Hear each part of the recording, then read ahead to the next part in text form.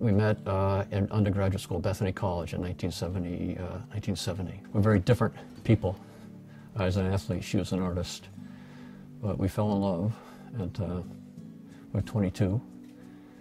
And my senior year in 1973, we were engaged. And I married her a year later in 1974. So we talk about that. We used to talk about that, how it was kind of our destiny to meet. But along with being a polished teacher and a great administrator, she was also an artist. And the house is decorated with her artwork.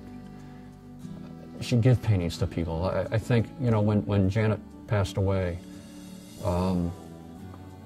many people had me into their homes for dinners, and every home had 3 or 4 paintings in it.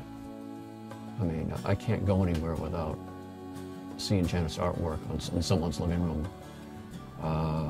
It's everywhere. I mean, 100 homes. It makes me want to say, Janet, what a legacy. Look what you've done for these people. You've made their lives richer by, you know, this artwork.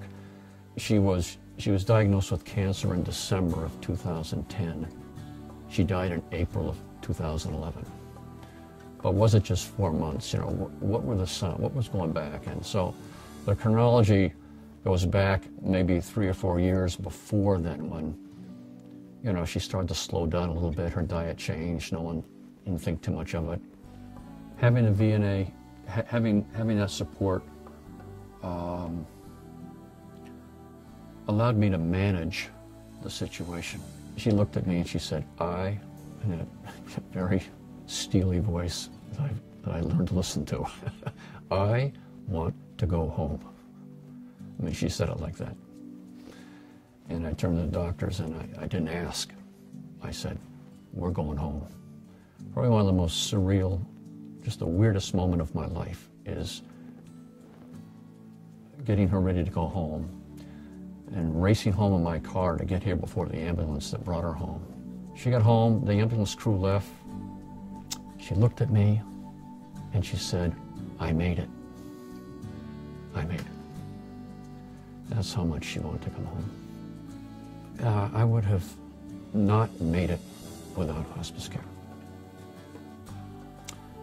I'm convinced, and I had, you know, my mom came up a little bit. I had 3 brothers who came up. There was a line of people coming through here to see Janet. But with all that support from me and Janet, family and friends,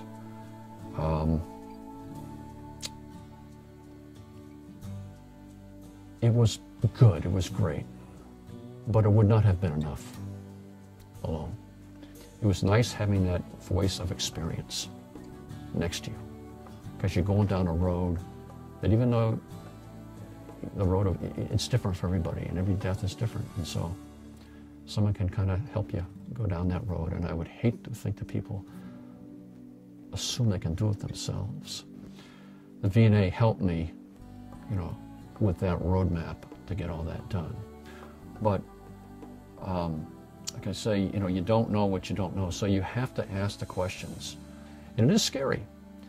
It is, but once you have that first conversation, then it elicits, you're okay by asking more questions in it. It's comfort in knowing. Hi, my name's Mary. I'm one of the VNA Hospice nurses. It's important to know that you have options, and now might be the time to start the conversation with your family. If you think that you may need hospice services now, give the VNA Hospice team a call.